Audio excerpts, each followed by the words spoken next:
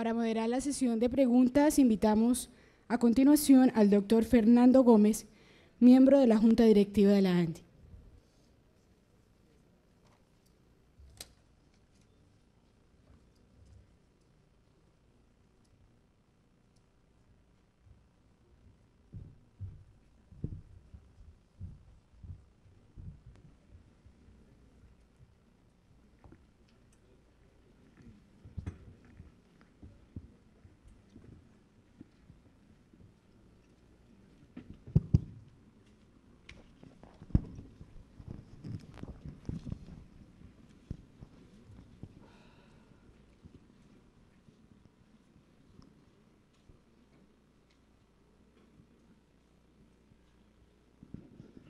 La primera pregunta es, en los conceptos a evaluar para tercerizar, capacidad, flexibilidad, experiencia, costo, ¿cuál es el porcentaje de distribución Pareto?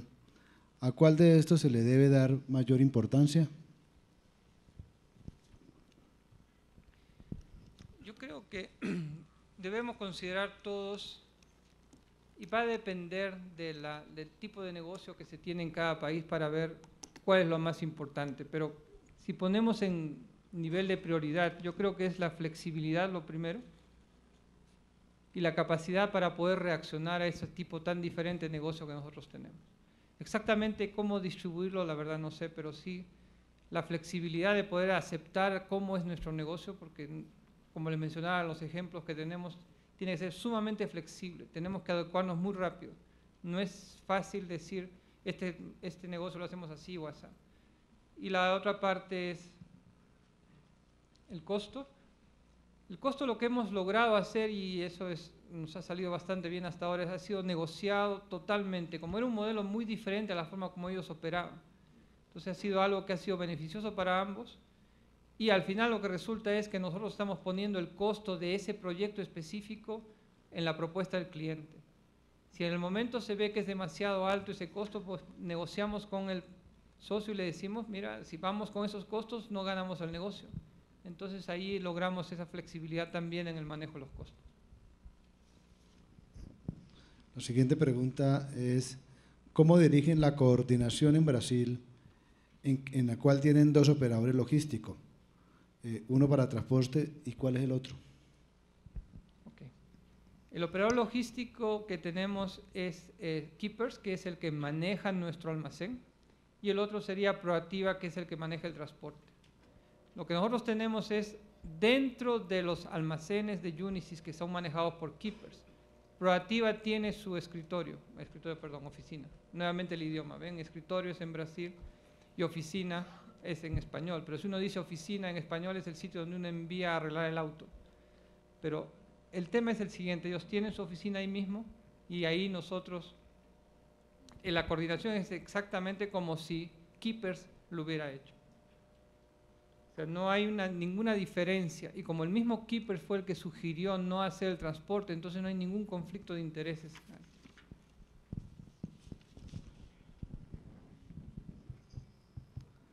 Dell hizo el partnership o alianza con Unisys y espera que sean ellos los que respondan, pero Unisys está trabajando con otros, por ejemplo, DHL, AI, etcétera.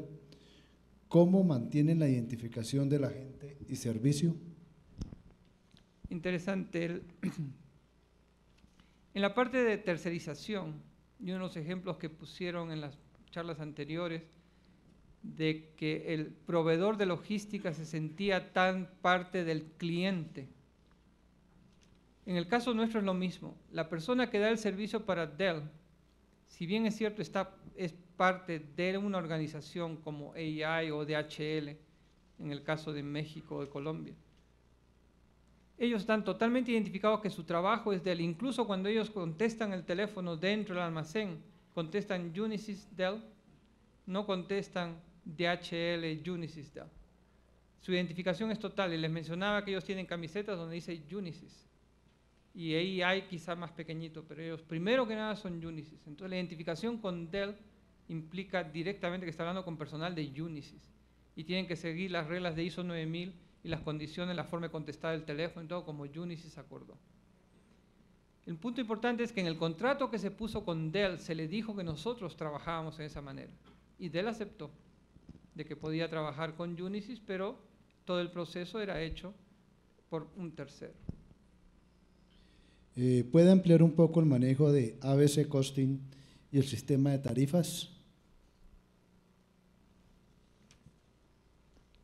En el área, hay ciertas áreas, como le mencioné, que son costo por transacción y otros costos fijos. En la parte de costo por transacción es por movimientos, transacciones que se hacen dentro del almacén, ya sea para recibir una mercadería, para registrar los inventarios, para preparar un embarque de envío o para el manejo de la logística reversa.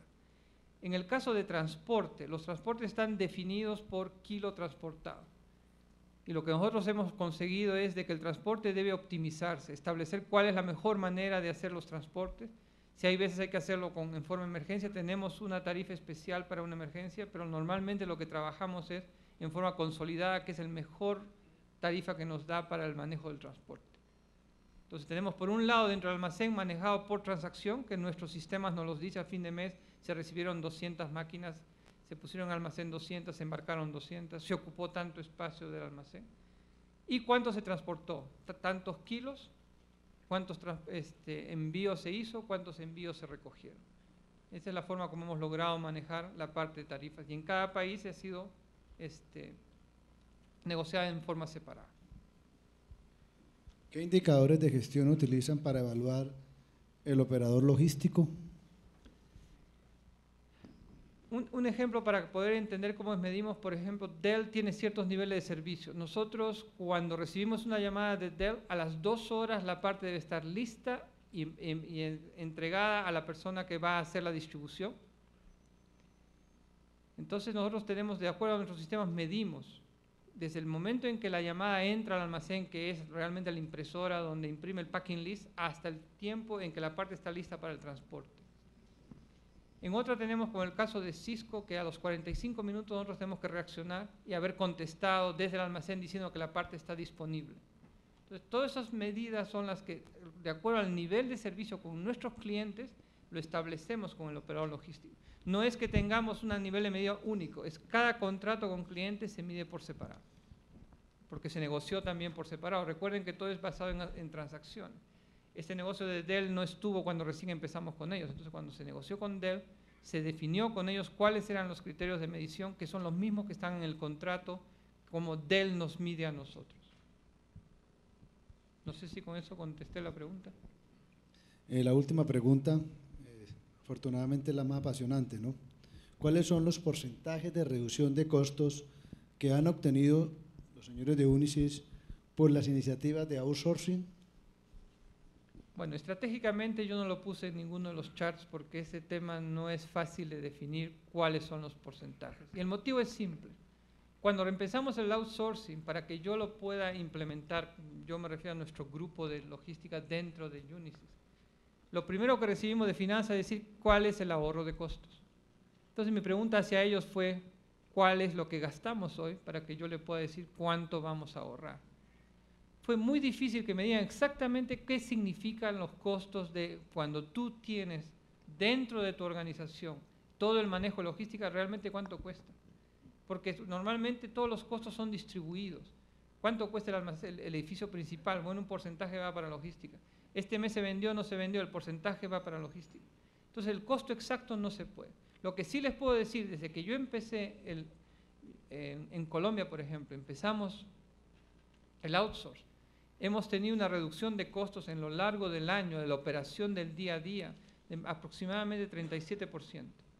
Quiere decir que antes, si el mismo negocio lo hubiéramos hecho en la forma antigua, como lo hacemos hoy, estamos pagando menos. Porque hemos aprendido a manejar, DHL nos ha ayudado a ver cómo es que debemos manejar esa estructura. Entonces, decirles ahora que significa outsource va a tener un 20%, 10% de descuento, les mentiría. La verdad, no lo sabemos. Pero lo que sí le puedo decir es que hoy día, cuando se presenta un contrato a un cliente, nosotros sabemos exactamente qué costo es el que debemos registrar en ese contrato. Y a lo más importante lo vamos a poder medir. porque todo lo que se gasta en ese proyecto, en el área logística, está totalmente identificado porque pagamos facturas mensuales por ese proceso. Habíamos hablado de la última pregunta, pero veo que aquí Rafael nos trae otra. ¿Cómo se hace para excepciones de despacho, entre paréntesis, volúmenes y tiempo, mediante terceros, cuando en situaciones económicas y políticas como Colombia la excepción es la regla?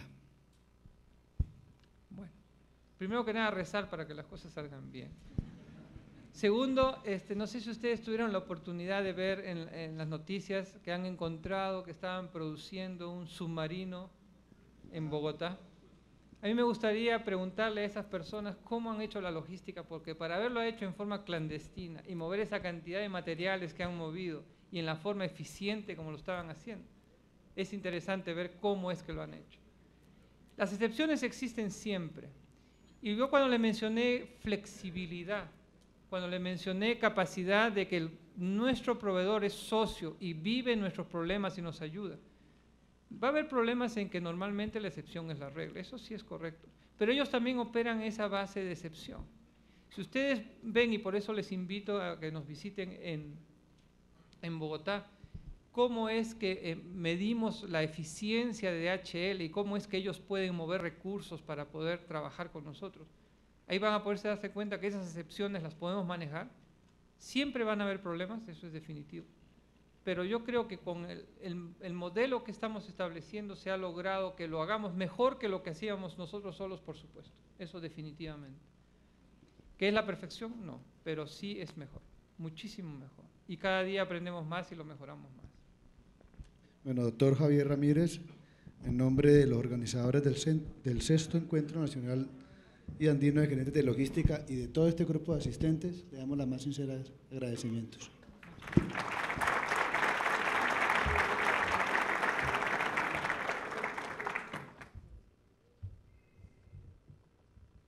Hace entrega de la placa de agradecimiento al doctor Ramírez por su gentil aceptación al encuentro la doctora Berta Cecilia Rojas, miembro de la Junta del Comité de Logística de la ANDI.